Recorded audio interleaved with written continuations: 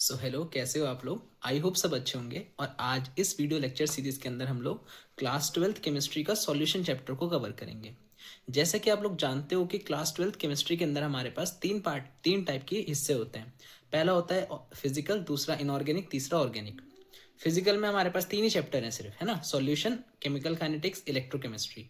और इनऑर्गेनिक के अंदर D and F block and coordination. और जो ऑर्गेनिक केमिस्ट्री है उसके अंदर हमारे पास haloalkane, haloarene, alcohol, phenol ether, aldehyde ketones, carboxylic acid, amines and last में बायोमोलिक्यूल्स। इतने हमारे पास गिन के बहुत थोड़े से चैप्टर हैं और हमें इन्हीं को अच्छे से करना है। लगभग 10 चैप्टर के आसपास हैं। चलिए स्टार्ट करते हैं सॉल्यूशन के साथ। तो सॉल्यूशन जो चैप्टर है काफ़ी आसान चैप्टर है और फिजिकल केमिस्ट्री का है, मतलब कैलकुलेशन वाला वर्क ये मांगता है। और इस वीडियो के अंदर हम लोग कुछ क्वेश्चंस भी प्रैक्टिस करेंगे जो PYQs में आए। चलिए स्टार्ट करते हैं सॉल्यूशन के साथ। तो सबसे पहली चीज़ तो आपके दिमाग में ये आ रही होगी, यार सॉल्यूशन होता क्या है, किसको बोलते हैं सॉल्यूशन। तो देखो, हमारे पास दो टाइप के मिक्सचर होते हैं, होमोजीनियस और हेट्रोजीनियस। होमोजीनियस में क्या होता है कि कॉम्पोजिशन सेम रहती है, बदलती नहीं है। जैसे सॉल्ट में वाटर मिक्स करा, तो जब सॉल्ट में वाटर मिक्स होता है तो हम नेकेड आई से उनके पार्टिकल्स को अलग अलग नहीं कर सकते। आप देख के नहीं बता सकते कि इस पानी के अंदर नमक मिला है कि नहीं मिला। क्यों? नमक के पार्टिकल का साइज बहुत छोटा होता है, वो वाटर के अंदर एम्प्टी स्पेसेस में जाके बैठ जाते हैं। तो एक तरीके से पता नहीं लगता हमको कि वो होमोजीनियस, मतलब वो उसमें सॉल्ट है कि नहीं। तो ऐसे सॉल्यूशन जहाँ पे आप दोनों को सेपरेट ना आप कर पाओ देख करके, उनको होमोजीनियस सॉल्यूशन बोलते हैं। बल्कि इसके अलावा अगर मैं सैंड को वाटर में डाल दूँ तो सैंड तो कुछ टाइम बाद नीचे सेटल हो जाएगी, हमको दिख जाएगी आंखों से, तो वो हेट्रोजीनियस सॉल्यूशन होगा। तो इन मतलब हेट्रोजीनियस मिक्सचर होगा। तो सॉल्यूशन क्या होता है? Solutions are nothing but homogeneous mixture of two or more components. दो या दो से ज्यादा कंपोनेंट का जो होमोजीनियस मिक्सचर होता है उसको सॉल्यूशन बोलते हैं। अब जो सॉल्यूशन आपको पढ़ाया जाता है क्लास ट्वेल्थ में वो जनरली बाइनरी सॉल्यूशन होता है। मतलब वहां पे दो ही हिस्से होंगे, एक होगा सॉल्यूट और दूसरा होगा सॉल्वेंट। तो what is solution definition? Solution is a homogeneous mixture of two or more component in which there are two component in general, solute and solvent. जो कम मात्रा में होता है वो solute, जो ज़्यादा होता है वो solvent। तो जो कम अमाउंट में होगा वो solute एंड जो ज़्यादा होता है वो solvent। अब देखो, जैसे चीनी और पानी का मिक्सचर है तो पानी ज़्यादा लोगे, चीनी कम लोगे, तो चीनी solute और वाटर solvent। अब यहाँ पे तीन टर्म्स हमारे पास जनरली आती हैं, that is to measure concentration. मुझे ये नापना है कि कंसंट्रेशन कितनी है। जैसे कि कोल्ड ड्रिंक अगर आप पी रहे हो तो कोल्ड ड्रिंक आपको टेस्टी लगेगी। अब अगर आपने उसमें पानी डाल दिया, पानी डालने के बाद वो हल्की हो जाएगी, तब टेस्ट करोगे तो शायद उतना फिजीनेस, उतना मज़ा ना आए, तो वो वेस्ट हो जाएगा पैसा एक तरीके से आपका।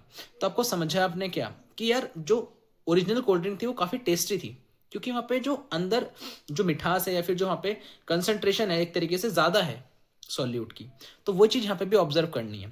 तो मोलैरिटी एंड मोल फ्रैक्शन, ये तीनों चीज़ें हमारे पास मेजर करने के लिए यूज होती हैं कंसंट्रेशन को of any solute in a solution. तो मोलैरिटी होता है कि अगर आपने 1 लीटर सॉल्यूशन लिया, जैसे मैंने यहाँ पे ले लिया 1 लीटर पानी की बॉटल, 1 लीटर का सॉल्यूशन ले लिया। देखो सॉल्यूशन मतलब सॉल्यूट और सॉल्वेंट मिला हुआ है। तो 1 लीटर सॉल्यूशन के अंदर हमारे पास कितना हमने सॉल्यूट डाला वो हमारे पास उसका मोलैरिटी होगी। जैसे मैंने 2 मोल्स NaCl ले लिया। अब 2 मोल NaCl का मोलर मास कितना होता है? देखो NaCl का होता है 23 + 35, तो लगभग ये हमारे पास कितना हो गया, इसकी 2 से मल्टीप्लाई करेंगे क्योंकि 2 मोल्स ले रहे हैं। तो 23 + 35 हो जाएगा 58, तो 58 इंटू 2 दैट इज 116, है ना।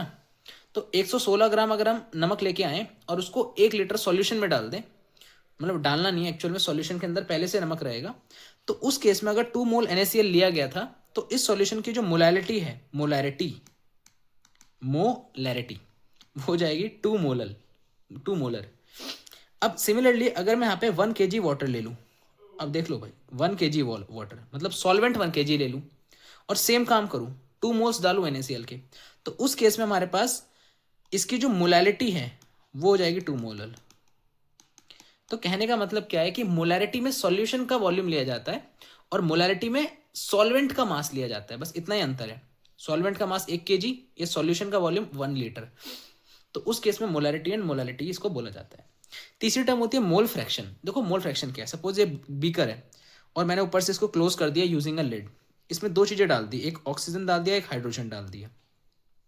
दोनों के कुछ नंबर ऑफ मोल्स होंगे। सपोज ऑक्सीजन के नंबर ऑफ मोल्स है x1, हाइड्रोजन के नंबर ऑफ मोल्स है x2। तो मुझे पता लगाना है कि मोल फ्रैक्शन कितना होगा ऑक्सीजन का, तो इसको काई से दिखाते हैं, काई O2, मतलब काई वो ग्रीक सिंबल है। ये होता है number of moles of oxygen मतलब हमारे पास x1 divided by total number of moles जो सॉल्यूशन में होंगे। सॉल्यूशन में दो चीजें हैं, ऑक्सीजन और हाइड्रोजन, तो नीचे आ जाएगा x1 प्लस x2। सिमिलरली अगर नंबर ऑफ मोल्स कोई हमें हाइड्रोजन के पूछ ले तो हाइड्रोजन का मोल फ्रैक्शन पूछ ले तो नंबर ऑफ मोल्स आ जाएगा हाइड्रोजन का, नीचे टोटल मोल्स मतलब x1 प्लस x2। तो ऐसे करके हम लोग मोल फ्रैक्शन और मोलारिटी को समझ सकते हैं। अब हम लोग यहाँ पे 3 टर्म्स और सीख लेते हैं साथ ही साथ, दैट इज परसेंटेज, है ना, mass percentage, volume percentage and mass by volume. बिल्कुल सिंपल, जैसे आपको पता है कि आपका एक टेस्ट हुआ, 3 सब्जेक्ट का टेस्ट हुआ। पहले सब्जेक्ट में आपके मार्क्स आए 90, सेकंड में आया 90 और थर्ड में भी 90 आए आउट ऑफ 100। तो आप कैसे निकालते हो परसेंटेज? ऊपर आता है टोटल मार्क्स, तो 90 प्लस 90 प्लस 90, और नीचे आएगा टोटल मार्क्स कितने हो गए, 100 प्लस 100 प्लस 100 300 इंटू 100 कर देते हो। तो ऊपर गिवन मार्क्स जो आपके आए हैं, नीचे टोटल मास इंटू 100। सेम काम यहाँ पे भी, अगर मास परसेंटेज बोलेगा तो ऊपर सॉल्यूट का मास, नीचे पूरे सॉल्यूशन का मास और इंटू 100 ऊपर न्यूमरेटर में आएगा, ध्यान रखना। वैसे ही परसेंटेज बाय वॉल्यूम कैसे निकालोगे? ऊपर सॉल्यूट का वॉल्यूम, नीचे टोटल वॉल्यूम इंटू 100 कर देंगे। और मास वॉल्यूम कैसे निकालेंगे? तो ऊपर मास ऑफ सॉल्यूट, नीचे वॉल्यूम ऑफ सॉल्यूशन इंटू 100। तो ऊपर अगर ग्राम में रखोगे तो नीचे ml में रखना, क्योंकि ग्राम और ml एक तरीके से सीजीएस यूनिट की तरह वर्क करते हैं। और अगर ऊपर आपने यहाँ पे किलोग्राम रखा तो नीचे फिर लीटर में रखना पड़ेगा। Yes, as it. अब ये हमारे पास कुछ फॉर्मुलाज हैं जो मैंने बताया आपको, मोलारिटी। 2 टर्म्स और आएंगे, एक नॉर्मेलिटी और एक पार्ट्स पर मिलियन, तो इसको भी देख लेंगे। तो मोलारिटी क्या होता है? Number of moles of solute upon volume of solution in litre रखना होता है। Molarity number of moles of solute upon mass of solvent, है ना, इन केजी। मोल फ्रैक्शन होता है number of moles upon total number of moles of solution. अब normality क्या होता है? देखो, नॉर्मेलिटी वैसे तो एग्जाम में नहीं आता है, बट नॉलेज के लिए पता होना चाहिए। तो नंबर ऑफ हमारे पास क्या होता है? नॉर्मेलिटी होता है number of gram equivalent divided by volume of solution in litre. ये हमारे पास क्या होता है? नॉर्मेलिटी होता है। ऊपर ग्राम इक्विवेलेंट, नीचे वॉल्यूम ऑफ सॉल्यूशन। पार्ट्स पर मिलियन क्या होता है? ऊपर सॉल्यूट का मास, नीचे सॉल्यूशन का मास इंटू 10⁶। देखो मिलियन मतलब मिलियन में कितने जीरो होते हैं? 6 जीरो होते हैं ना। तो अगर हमें मिलियन में निकालना है तो ऊपर सॉल्यूट का मास, नीचे सॉल्यूशन का मास और इंटू में 10⁶ करने में पार्ट्स पर मिलियन आ जाता है। तो देखो बहुत सिंपल, हमारे पास ये पांचों टर्म्स हमारे पास कंसंट्रेशन टर्म्स ही है, फॉर्मुलाज है, जिसकी हेल्प से हम लोग क्वेश्चन को सॉल्व कर सकते हैं। 2 और फॉर्मुले जो यूज होंगे आपको पता होने चाहिए, दैट इज डेंसिटी आपको पता है कि इज मास अपॉन वॉल्यूम, ठीक है। तो यह फॉर्मूला आपका कई बार यूज हो जाता है। अब देखो पार्ट्स पर मिलियन ना, ये होता है कि 1 मिलियन में कितना हिस्सा उसका मौजूद है, तो उसको पार्ट्स पर मिलियन बोलते हैं। तो इन जनरल आपको पता है कि बहुत 2012 की बात है कि मैगी पर भी केस हुआ था। और किस बात पे हुआ था? कि भाई वहाँ पे लेड की मात्रा क्या हो गई थी? ज़्यादा हो गई थी, जो टेस्टिंग हुई थी बेसिकली। तो कुछ टाइम के लिए उस पर बैन लग गया था, बाद में हट भी गया था। ये जैसे आपको पता है कि जब फ्लड वगैरह आती है तो हम जो बड़ी बड़ी टैंकर्स होते हैं, जो टंकियाँ होती है पानी की, उसके अंदर क्लोरीन डालते हैं जिससे कि डिसइंफेक्टेंट हो जाए या बैक्टीरियाज वगैरह मर जाएं। तो वो काफ़ी कम मात्रा में पीपीएम में डाला जाता है कि 1 मिलियन में इतना पार्ट, 1 मिलियन में इतना पार्ट। तो इस वजह से हमारे पास पीपीएम भी एक इंपॉर्टेंट यूनिट होती है कंसंट्रेशन को मेजर करने के लिए। अब क्वेश्चन करते हैं इसके बेस पे। सबसे पहला क्वेश्चन आपके सामने ये हाजिर है, ठीक है। अब इस क्वेश्चन के अंदर अगर आप ध्यान से देखो तो हमें क्या गिवन है बताइए। 1 मोल में कितने पार्टिकल्स होते हैं? 1 मोल में होते हैं 6.022 इंटू 10⁻23 पार्टिकल्स होते हैं। बिल्कुल इतने पार्टिकल्स होते हैं। अब हमें कितने दे रखा है? हमें दे रखा है 6.022 इंटू 10⁻22 पार्टिकल्स। तो अगर इतने पार्टिकल्स हैं तो x मोल मान लेते हैं, क्रॉस मल्टीप्लाई कर लो। तो यहाँ से x की वैल्यू आ जाएगी 6.022 इंटू 10⁻22 डिवाइडेड बाय 6.022 इंटू 10⁻23। कट्टा पिट्टी कर लो तो ऊपर हमारे पास ये आ जाएगा 10⁻−1 मतलब 0.1 मोल। तो हमारे पास इतने नंबर ऑफ पार्टिकल्स में हमारे पास कितने नंबर ऑफ मोल्स होंगे? 0.1 मोल हमारे पास होंगे। तो हाँ, हमें वेट की वैल्यू मिल गई कितनी? Weight is given to be 0.1। Molecular mass कितना हमारे पास गिवन हो गया इसका? अच्छा, सीधा हमारे पास नंबर ऑफ मोल्स आ गए ना, 0.1, वेट थोड़ी है। तो इस पूरे कंप्लीट की वैल्यू, नंबर ऑफ मोल्स की वैल्यू आ गई 0.1 डिवाइडेड बाय वॉल्यूम कितना है? वॉल्यूम इज 50 ml, ml को लीटर में कन्वर्ट करने के लिए इंटू 1000। तो 0.1 बाय 50 इंटू 1000 करके डायरेक्टली निकाल रखा है हमने 2 मोल। सीधा आंसर क्या हो जाएगा हमारे पास यहाँ पे? 2 मोलर इसका करेक्ट आंसर हो जाएगा। तो आपको पार्टिकल से मोल पे जाना भी आना चाहिए, बहुत जरूरी है ये। अब नेक्स्ट क्वेश्चन पे आओ। नेक्स्ट क्वेश्चन हमारे पास दे रखा है calculate the molarity of 9.8% weight by weight solution of H2SO4 if the density of the solution is given to be this. आपको डेंसिटी दे रखी है और आपको क्या निकालने के लिए बोल रहा है, यहाँ पे आपको निकालने के लिए बोल रहा है मोलैरिटी। तो देखो हम क्या करेंगे, पहले गिवन लिख लेते हैं। तो मास ऑफ सॉल्यूट कितना है, तो अगर आपके पास दे रखा है 9.8% वेट बाय वेट, इसको कैसे चेंज करते हैं, इसका मतलब 9.8 ग्राम सॉल्यूट का मास है इन 100 ग्राम ऑफ सॉल्यूशन। तो 9.8 ग्राम सॉल्यूट है, उसमें 100 ग्राम क्या होगा, सॉल्यूशन होगा। डेंसिटी कितनी दे रखी है, 1.02 ग्राम पर ml ये दे रखी है हमें। तो डेंसिटी का फॉर्मूला हम सब जानते हैं, it is nothing but mass upon volume. तो 9.8 हमारा किसका मास है, 9.8 हमारा जो मास आपको दे रखा है जनरली, वो आपको दे रखा है सॉल्यूट का मास, बट हमें यहाँ पे वॉल्यूम की डेंसिटी दे रखी है। तो हम यहाँ पे मास किसका रखेंगे, सॉल्यूशन का रखेंगे, और डेंसिटी भी किसकी रखेंगे, सॉल्यूशन की रखेंगे। तो मास कितना है हमारे पास सॉल्यूशन का, दैट इज 100 ग्राम दे रखा है सॉल्यूशन का मास, और डेंसिटी कितनी है 1.02 दे रखी है। तो 100 डिवाइडेड बाय 1.02 करेंगे तो it is coming out to be 98.039 ml, ये 0.098 लीटर हमारे पास आ जाएगा। इसके बाद हम क्या करते हैं, हम लोग यहाँ पे नंबर ऑफ मोल्स को भी कैलकुलेट कर लेते हैं। तो नंबर ऑफ मोल्स का formula given mass divided by molecular mass. तो गिवन मास कितना है हमारे पास सॉल्यूट का 9.8, मॉलिक्यूलर मास कितना है 98, डिवाइड करेंगे आएगा 0.1 मोल। तो मोलैरिटी आ गया number of moles of solute divided by volume of solution in litres. अब मोल्स हो गया 0.1, आपने अभी कैलकुलेट करा, और सॉल्यूशन का वॉल्यूम कितना है 0.098 लीटर, डिवाइड करेंगे 1.02, इसका आंसर आ जाएगा। तो ये क्वेश्चन हमारे पास काफ़ी इंपॉर्टेंट क्वेश्चन है और जनरली टफ माना जाता है, क्योंकि यहाँ पे डेंसिटी का कॉन्सेप्ट लगता है और डेंसिटी का फॉर्मूला हमें कई बार याद नहीं रहता। तो इसलिए आपको ऐसे क्वेश्चंस को भी फोकस करना है, जो कि हम कवर करेंगे। अब इस चैप्टर का सबसे इंपॉर्टेंट चैप्टर मेनली यहाँ से स्टार्ट होता है, क्वेश्चन आना यहाँ से स्टार्ट होते हैं, दैट इज सॉल्युबिलिटी। तो सॉल्युबिलिटी से हम लोग क्या समझते हैं, देखो सॉल्युबिलिटी का मतलब होता है कि कितना सॉल्यूट डिसॉल्व हो सकता है एक पर्टिकुलर अमाउंट ऑफ सॉल्वेंट के अंदर एट अ पर्टिकुलर टेम्परेचर। मतलब कितना सॉल्यूट कितने सॉल्वेंट में डिसॉल्व हो सकता है और किस टेम्परेचर पे हो सकता है, उसको सॉल्युबिलिटी बोलते हैं लेमन लैंग्वेज में। इन पर्टिकुलर हम कैसे बोलेंगे कि कितना सॉल्यूट डिसॉल्व हो जाएगा 100 ग्राम सॉल्वेंट के अंदर, वो सॉल्युबिलिटी होती है। तो सॉल्युबिलिटी का मतलब 100 ग्राम हमारे पास सॉल्वेंट के अंदर कितना सॉल्यूट का मास डिसॉल्व होगा, वो solubility of solid in liquid होती है। तो सॉलिड्स की सॉल्युबिलिटी लिक्विड में क्या होती है कि 100 ग्राम आपको क्या लेना है सॉल्वेंट, उसमें कितना सॉल्यूट डिसॉल्व होगा, वो हमारे पास सॉल्युबिलिटी। अब कौन कौन से फैक्टर है जो सॉल्युबिलिटी को इफेक्ट करते हैं, तो सबसे पहला फैक्टर होता है नेचर ऑफ सॉल्वेंट। आपने सॉल्वेंट कौन सा लिया, एक प्रॉपर्टी होती है लाइक डिसॉल्व लाइक प्रॉपर्टी। इसमें क्या होता है कि जो जैसा है वो वैसी चीजों में डिसॉल्व होगा। मतलब जो पोलर सॉल्वेंट होते हैं वो पोलर सॉल्यूट को डिसॉल्व करते हैं, एंड जो नॉन पोलर सॉल्यूट होते हैं वो नॉन पोलर सॉल्वेंट में डिसॉल्व होते हैं। मतलब जो पोलर होगा वो पोलर में डिसॉल्व होगा, जो नॉन पोलर होगा वो नॉन पोलर में डिसॉल्व होगा।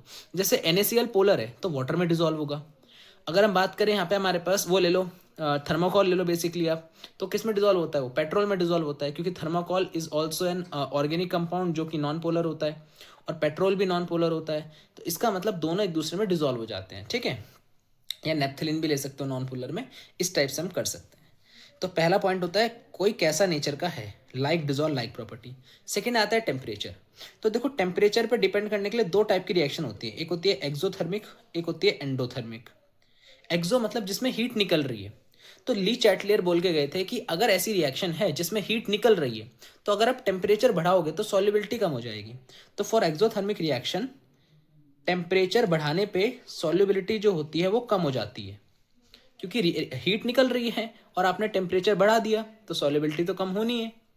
एंडोथर्मिक रिएक्शन में क्या होता है कि टेम्परेचर को इंक्रीज करने से सॉल्युबिलिटी हमारे पास इंक्रीज कर जाती है। अब क्यों, जैसे कि आपने शुगर को वाटर में डिसॉल्व करा तो ये एंडोथर्मिक रिएक्शन है, इसमें हीट एब्जॉर्ब होती है। तो अगर आप टेम्परेचर बढ़ाओगे तो सॉल्युबिलिटी बढ़ जाएगी। और आपने देखा होगा चाशनी कैसे प्रिपेयर करते हैं कि आप पहले चीनी डाली, पानी में डिसॉल्व हुई, फिर टेम्परेचर बढ़ाते गए, नीचे उसको हीट करते रहे तो और शुगर डिसॉल्व होता गया। तो सॉल्युबिलिटी बढ़ाने का तरीका क्या है एंडोथर्मिक रिएक्शन में, कि आप टेम्परेचर को बढ़ाओ, और एक्सो में टेम्परेचर कम करने से सॉल्युबिलिटी बढ़ेगी, ये ध्यान रखना है। थर्ड पॉइंट होता है प्रेशर। अब देखो प्रेशर पर बहुत सिंपल इफेक्ट पड़ता है कि भाई ली चैटले प्रिंसिपल बोलता है कि अगर कोई भी रिएक्शन है जैसे कि A + B से बनेगा C + D, तो अगर प्रेशर बढ़ाते हैं ना तो सॉल्युबिलिटी इन जनरल अगर हम बात करें तो दो केस यहाँ पे डिस्कस होंगे। पहला होता है कि सॉलिड पे क्या फर्क पड़ेगा सॉल्युबिलिटी पे, और हम सॉलिड की स्टडी कर रहे हैं। तो अगर हम सॉलिड को लिक्विड में डाल रहे हैं तो प्रेशर के बढ़ने पे कोई फर्क नहीं पड़ता। यस, प्रेशर के बढ़ने पे कोई फर्क नहीं पड़ता है solubility of solids in liquid में, क्योंकि सॉलिड्स इनकम्प्रेसिबल होते हैं। अब कितना प्रेशर लगा लो और ज़्यादा वो डिजोल्व नहीं होंगे अगर सॉलिड की सॉल्युबिलिटी की बात है। और अगर गैसेस की सॉल्युबिलिटी की बात है तो फिर वो हमसे पूछता नहीं है, और वहाँ पे ली चैटले प्रिंसिपल लगता है। वहाँ पे रिएक्शन के अंदर जहाँ पे नंबर ऑफ मोल्स कम होते हैं, प्रेशर बढ़ाने पे रिएक्शन उस तरफ शिफ्ट हो जाती है। तो हमें उस वाले जोन में नहीं जाना है। हमें सिर्फ और सिर्फ ये ध्यान रखना है कि भाई प्रेशर बढ़ाने पे सॉल्युबिलिटी पे कोई फर्क नहीं पड़ता है, क्योंकि सॉलिड्स इनकम्प्रेसिबल होते हैं। यस, नेक्स्ट आता है हेनरी लॉ। हेनरी लॉ, इस पे क्वेश्चन तो कंफर्म आता है एक क्वेश्चन। हेनरी लॉ क्या बोलता है? देखो, हेनरी लॉ ये बोलता है कि कोई भी गैस है उसकी सॉल्युबिलिटी डिपेंड करती है कि उस पर्टिकुलर गैस, जो सॉल्यूशन में जो गैस है उसका कितना हमारे पास मोल फ्रैक्शन है। जितना ज़्यादा मोल फ्रैक्शन होगा उतना ही ज़्यादा गैस का मास डिसॉल्व होगा सॉल्यूशन के अंदर। तो according to this law, solubility of gas at a given temperature is directly proportional to the pressure applied on the gas. Gas पे जितना प्रेशर लगाओगे उतनी ज़्यादा वो गैस डिसॉल्व होगी। तो ये दो टर्म्स में समझाई जा सकती हैं। पहली होती है मास की टर्म्स में, दूसरी होती है मोल फ्रैक्शन की टर्म्स में। तो मास की टर्म्स में हम कैसे बोलते हैं कि mass of the gas dissolve is directly proportional to P, means pressure applied on the gas. तो जितना प्रेशर ज़्यादा अप्लाइड करेंगे उतना गैस का मास ज़्यादा डिसॉल्व होगा। तो m इज इक्वल टू के एच इंटू पी। प्रोपोर्शनैलिटी हटाएंगे, कॉन्स्टेंट लाएंगे के एच। के एच का नाम होता है हेनरीज कॉन्स्टेंट, और पी होता है प्रेशर जो गैस पे लगाया। सेकेंड आता है कि अगर हम मोल फ्रैक्शन पे बात करें, तो अगर हम प्रेशर को, अगर हम सॉल्युबिलिटी की बात करें मोल फ्रैक्शन की टर्म्स में, तो जिस कंपोनेंट का मोल फ्रैक्शन ज़्यादा होगा, उस जिसके ज़्यादा नंबर ऑफ मोल्स होंगे वो ज़्यादा डिसॉल्व होगा। तो in terms of mole fraction, pressure is directly proportional to x, p is equal to kh into x, means pressure applied on the gas is directly proportional to the mole fraction of that component in the solution। ठीक है, तो ये हमारे पास Henry law है। दो अलग अलग terms में समझा दिया, पहला समझा दिया मास के टर्म्स में, दूसरा समझा दिया मोल फ्रैक्शन के टर्म्स में। अब देखो नेक्स्ट आता है जो केच लिखा था पीछे हमने, प्रोपोर्शनैलिटी कांस्टेंट, उसकी प्रॉपर्टी क्या क्या है? नाम तो कांस्टेंट है पर काम एक भी कांस्टेंट वाले नहीं है। क्यों? देखो, पहली चीज, जो केएच की यूनिट होती है वो सेम यूनिट है जो प्रेशर की है। क्यों भाई? P इज इक्वल टू के एच इंटू एक्स है। अब क्योंकि x मोल फ्रैक्शन उस वो तो यूनिटलेस, तो जो प्रेशर की यूनिट है वही के एच की यूनिट भी होगी। तो पहले तो यूनिट पे बात पूछ सकता है। इन सब में से सबसे इंपॉर्टेंट पॉइंट फिफ्थ है, पर हम बाकी पॉइंट्स भी पढ़ेंगे। अलग अलग गैसेस के लिए हेनरी कांस्टेंट की वैल्यू अलग अलग होगी। अलग अलग टेम्परेचर पे भी वैल्यू अलग अलग होगी। अलग अलग सॉल्वेंट के लिए भी हेनरी कांस्टेंट बदलेगा। मतलब ना ही टेम्परेचर पे डिपेंड कर, मतलब टेम्परेचर पे भी डिपेंड करता है, सॉल्वेंट पे भी डिपेंड करता है, और हमारे पास किसको डिसॉल्व कर रहे हैं उस पर भी डिपेंड करता है कि हेनरी कांस्टेंट की वैल्यू क्या होगी। टेम्परेचर के बढ़ने पे हेनरी कांस्टेंट बढ़ता है। टेम्परेचर के बढ़ने पे हेनरी कांस्टेंट बढ़ता है। नाम कांस्टेंट है बट टेम्परेचर के इंक्रीज करने पे ये इंक्रीज होता है। नेक्स्ट पॉइंट, जो केएच की वैल्यू होती है वाटर के अंदर, वो सेम गैस के लिए अलग अलग टेम्परेचर पे अलग अलग होगी। मतलब गैस सेम ली, जैसे मैंने ऑक्सीजन ले ली और मैंने टेम्परेचर अलग अलग कर दिया, एक बार 20 डिग्री एक बार 40 डिग्री, तो भी केएच बदल जाएगा। तो केएच जो है गैस सेम रखने पे भी बदल जा रहा है, सिर्फ टेम्परेचर के बदलने पे, तो ध्यान रखना है। और लास्ट पॉइंट है, केएच जितना ज़्यादा होता है सॉल्युबिलिटी उतनी कम हो जाती है, लो हो जाती है। मतलब KH is inversely proportional to solubility, या सॉल्युबिलिटी केएच पे इन्वर्सली प्रोपोर्शनल होती है। केएच के बढ़ने पे सॉल्युबिलिटी कम, और टेम्परेचर के कम, मतलब केएच के कम होने पे सॉल्युबिलिटी ज़्यादा। तो मैं ऐसे बोल दो, केएच सॉल्युबिलिटी पे डिपेंड करता है और केएच टेम्परेचर पे डायरेक्टली डिपेंड करता है। टेम्परेचर बढ़ेगा केएच बढ़ेगा, टेम्परेचर बढ़ेगा सॉल्युबिलिटी घटेगी, है ना? Temperature KH is inversely proportional to the solubility. अब यहाँ पे समझो next, application of KH. KH की क्या एप्लीकेशन है? तो इसकी 3-4 एप्लीकेशन है। इनमें से एक एप्लीकेशन हमसे अक्सर पूछता है, आपके जो बोर्ड एग्जाम्स होंगे, आपके जो आपके पास नॉर्मल एग्जाम्स होंगे, उसके अंदर भी हमारे पास ये पूछी जाएगी। सबसे पहली हमारे पास एप्लीकेशन क्या है? Scuba divers. देखिए, स्कूबा डाइवर्स आपको पता है अपने साथ ब्रीथिंग किट लेके पानी के अंदर जाते हैं और फिर वहाँ पे एक्सप्लोर करते हैं पूरा एक्वेटिक इन्वायरमेंट। तो स्कूबा डाइवर्स की जो वो ब्रीथिंग किट होती है उसके अंदर हीलियम और नोबल गैसेज डाली जाती है, ऑक्सीजन भी होती है, पर ज़्यादा मात्रा में हीलियम या ऐसी इनर्ट गैसेज डाली जाती है। तो वहाँ पे क्या होता है कि स्कूबा डाइवर्स, जिससे कि जब वो सरफेस पे वापस आते हैं तो उनको बेंड्स का मतलब एक बेंड्स होता है, एक पेनफुल इफेक्ट होता है, उसको फील करना पड़ता है, तो वो कम से कम महसूस हो। इस वजह से हम लोग क्या करते हैं, स्कूबा डाइवर की जो किट होती है उसके अंदर हम लोग इनर्ट गैस जैसे कि हीलियम वगैरह डालते हैं, ऑक्सीजन भी डालते हैं, नाइट्रोजन भी डालते हैं। तो स्कूबा डाइवर्स भी एक तरीके से सॉल्युबिलिटी के इफेक्ट को वहाँ पे क्या करते हैं, देखो सॉल्युबिलिटी का एक्चुअल में यहाँ पे डीप मतलब होता है वैसे इसका, कि हमारे जो हमारा बॉडी होती है इसके अंदर ऑक्सीजन जब सरफेस की तरफ वापस आएगा तो गैस बाहर निकलेगी, तो उसको मैनेज करने के लिए हमारे पास यहाँ पे बेसिकली हेनरी लॉ लगता है। तो इतना डीप नहीं जाएंगे फिलहाल हम अभी, क्योंकि ये जस्ट इंट्रोडक्टरी वीडियो है, बट आप समझ लो कि स्कूबा डाइवर्स की जो ब्रीथिंग किट होती है उसके अंदर भी जो होता है हेनरी लॉ का प्रिंसिपल काम करता है। सेकंड, जो लोग हाई ऑल्टीट्यूड पे रहते हैं, जो लोग हाई ऑल्टीट्यूड पे रहते हैं तो उनको सांस लेने में दिक्कत होती है, क्योंकि वहाँ प्रेशर कम होता है, तो बॉडी के अंदर जो ऑक्सीजन है वो कम डिजोल्व हो पाएगी, हमारे ब्लड स्ट्रीम के अंदर ऑक्सीजन कम डिजोल्व हो पाएगी और सांस लेने में प्रॉब्लम होगी। नेक्स्ट हमारे पास क्या होता है यहाँ पे, aquatic animals in cold water. अब देखो, अगर कोल्ड वाटर की बात करें तो जैसे फिशेज वगैरह हैं वो ठंडे पानी में रहना पसंद करती हैं। क्यों? टेम्परेचर कम तो सॉल्युबिलिटी ज़्यादा, मतलब जितना कम टेम्परेचर होगा सॉल्युबिलिटी उतनी ज़्यादा होगी। तो कोल्ड वाटर के अंदर जो ऑक्सीजन गैस होती है पानी के अंदर ज़्यादा डिजॉल्व होती है, तो फिशेस ब्रीथ कर पाती हैं गिल्स के थ्रू। और अगर टेम्परेचर बढ़ेगा, ग्लोबल वार्मिंग होती है, टेम्परेचर बढ़ता है, तो एक्वेटिक लाइफ पे इफेक्ट क्यों पड़ता है? क्योंकि ऑक्सीजन गैस पानी के अंदर से निकलना एक तरीके से स्टार्ट हो जाती है, तो अंदर ऑक्सीजन बचेगी नहीं, फिशेस बाहर की तरफ आएंगी, देन वो मर जाएंगी। नेक्स्ट आता है रेस्पिरेशन। जब हम रेस्पिरेशन करते हैं, हम लोग सांस लेते हैं तो ऑक्सीजन हमारे अंदर आती है, ऑक्सीजन अंदर आने के बाद फिर क्या होता है, ब्लड स्ट्रीम में वो चीज़ डिजोल्व होने लग जाती है ना, और बाकी और बॉडी पार्ट्स में भी जाती है ब्लड के थ्रू, हीमोग्लोबिन के थ्रू, तो उसके अंदर भी हेनरी लॉ का प्रिंसिपल काम करता है।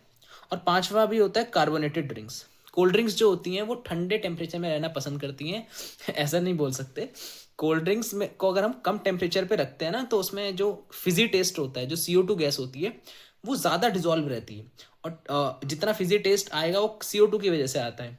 इस वजह से कोल्ड ड्रिंक्स को ठंडा करके पिया जाता है, क्योंकि वो फिजीनेस उनकी बरकरार रहती है। तो at low temperature carbon dioxide mainly get dissolve into the carbonated drinks basically, जिसकी वजह से सॉल्युबिलिटी हमारे पास डेफिनेटली इंक्रीज कर जाती है। नेक्स्ट क्वेश्चन 1 देखो, 23 में आया है, on dissolving ammonium chloride in water at room temperature the solution feels cool to touch, under which of the following condition does salt dissolve faster. देखो, अमोनियम क्लोराइड को जब हमने पानी में मिलाया तो वो सॉल्यूशन कूल फील हुआ, तो ठंडा तब लगेगा जब उसने हीट हमारे पास क्या होगी, एब्जॉर्ब होगी। तो एंडोथर्मिक रिएक्शन के अंदर हीट एब्जॉर्ब होती है, तो रिएक्शन एंडोथर्मिक है। तो बोल रहा है कि किस कंडीशन में हमारे पास जो होगा सॉल्ट जो है डिजोल्व फास्ट करेगा। तो एंडोथर्मिक रिएक्शन में अगर हम लोग टेम्परेचर बढ़ाते हैं तो सॉल्युबिलिटी इंक्रीज करती है, यस बोलो। तो हॉट वाटर वाला ही हमारे पास ऑप्शन हो सकता है। अब सॉल्ट क्रिस्टल फॉर्म में ले कि पाउडर फॉर्म में ले, तो देखो सरफेस एरिया पे भी डिपेंड करता है कि जितनी ज़्यादा अगर हम सरफेस एरिया लेते हैं उतना ही ज़्यादा सॉल्युबिलिटी बढ़ जाती है। जैसे गैस की सॉल्युबिलिटी ज़्यादा होती है as comparatively to liquid and solid. इसका मतलब जो पाउडर्ड सॉल्ट होता है वो हॉट वाटर के अंदर ज़्यादा अच्छे से डिजोल्व हो पाता है, तो पाउडर सॉल्ट हॉट वाटर के अंदर ज़्यादा अच्छे से डिजोल्व हो पाएगा। Second question, low concentration of oxygen in blood at tissues of people living at high altitude is due to. लोग ऊंचाई पे रह रहे हैं, उनकी ब्लड के अंदर टिश्यूज के अंदर ऑक्सीजन की कमी हो जाती है, तो किस वजह से होती है? तो देखो कह रहा है कि हाई एटमॉस्फेरिक प्रेशर। देखो हाई प्रेशर होगा तो बॉडी में ज़्यादा ऑक्सीजन डिजोल्व होगी, ये नहीं हो सकता। लो टेम्परेचर कम होता है, ऐसा कुछ बात। लो atmospheric pressure, yes atmospheric pressure तो कम होता है, ये कह रहा है लो टेम्परेचर भी होता है और हाई एटमॉस्फेरिक प्रेशर भी होता है। देखो जितनी हाइट पे जाते हो उतना टेम्परेचर कम हो जाता है ना, बिल्कुल। तो लो टेम्परेचर और हाई एटमॉस्फेरिक प्रेशर दोनों ही फैक्टर रिस्पॉन्सिबल है for the low concentration of oxygen in blood streams of people living at high altitude. Next one हमारे पास है Raoult's law. Yes, Raoult's law काफ़ी इंपॉर्टेंट टॉपिक है, बहुत पूछे जाते हैं क्वेश्चन, अच्छे से पढ़ना। क्या होता है राउल्ट लॉ? देखो राउल्ट लॉ पहली बात ध्यान रखना, राउल्ट ने दिया था दो अलग अलग सॉल्यूट के लिए होता है, वॉलेटाइल के लिए अलग, नॉन वॉलेटाइल के लिए अलग। वॉलेटाइल सॉल्यूट में क्या होता है कि according to Raoult's law for volatile solute, partial vapour pressure of each component of a solution is proportional to the mole fraction of each component in the solution. मतलब ये बोलता है कि जो पार्शियल प्रेशर होता है, ठीक है, पार्शियल प्रेशर जो होता है वेपर, या पार्शियल वेपर प्रेशर जो होता है हर एक कंपोनेंट का किसी भी सॉल्यूशन के अंदर, वो डायरेक्टली प्रोपोर्शनल होता है मोल फ्रैक्शन के। जैसे अगर हमें ए का निकालना है पार्शियल प्रेशर तो वो ए के मोल फ्रैक्शन पे डिपेंड करेगा, बी का निकालना है पार्शियल प्रेशर तो वो बी के मोल फ्रैक्शन पे डिपेंड करेगा। तो ऐसे हमसे बताया जाता है कि भाई ये चीज़ होती है। अब आपको पता है कि P is equal to P A is equal to, यहाँ पे हम इसको ओपन करेंगे तो एक कॉन्स्टेंट आता है जो कि पी नॉट ए होता है। वैसे इसको ओपन करेंगे तो ये आता है P naught B into X B. अब यहाँ से हम इसके कैलकुलेशन वाइज हम टोटल प्रेशर निकाल सकते हैं। पी टी टोटल प्रेशर होगा P A plus P B which is P naught A X A plus P naught B X B. तो ऐसे करके हम लोग टोटल प्रेशर भी कैलकुलेट कर सकते हैं। फिर नॉन वोलेटाइल सॉल्यूट के लिए क्या है राउल्ट लॉ कि according to Raoult's law for non volatile solute vapour pressure of solution is less than the vapour pressure of pure solvent. कह रहा है कि जो प्योर सॉल्यूट का जो वेपर प्रेशर होता है वो हमेशा क्या होता है, कम। सॉल्यूशन का वेपर प्रेशर हमेशा कम होता है प्योर सॉल्यूट से, प्योर सॉल्वेंट से। ऐसा क्यों? देखो, जब हम सॉल्यूट डालते हैं सॉल्वेंट के अंदर और वो सॉल्यूट नॉन वोलेटाइल है, मतलब वेपराइज नहीं हो रहा, नॉन वोलेटाइल मतलब वेपराइज ना हो, तो उसमें क्या होता है कि कुछ सरफेस वो ऑक्यूपाई कर लेता है जिससे कि वाटर के मॉलिक्यूल्स बाहर एस्केप नहीं कर पाते। तो जितने वेपर्स पहले बनने चाहिए थे उस लिक्विड के, उस सॉल्वेंट के, अब उतने नहीं बन पाएंगे क्योंकि सॉल्यूट ने एरिया कवर कर लिया, तो अब प्रेशर कम हो जाएगा। तो प्योर सॉल्वेंट का प्रेशर ज़्यादा होता है और नॉन वोलेटाइल सॉल्यूट डालने के बाद जो सॉल्यूशन बन के आएगा उसका जो हमारे पास एक तरीके से वेपर प्रेशर होगा कम हो जाएगा क्योंकि सॉल्यूट ने कुछ पार्ट कवर कर लिया, वो वोलेटाइल नहीं था। तो यहाँ पे बताया जा रहा है तो vapour pressure of pure solvent is always greater than vapour pressure of solution. अब राउल्ट लॉ देखो ऐसे समझ सकते हो कि हमारे पास एक कंटेनर है, इसमें सॉल्यूट और सॉल्वेंट दोनों चीज़ें दे रखी हैं। सॉल्वेंट उड़ेगा तो वहाँ पे वेपर बनेंगे।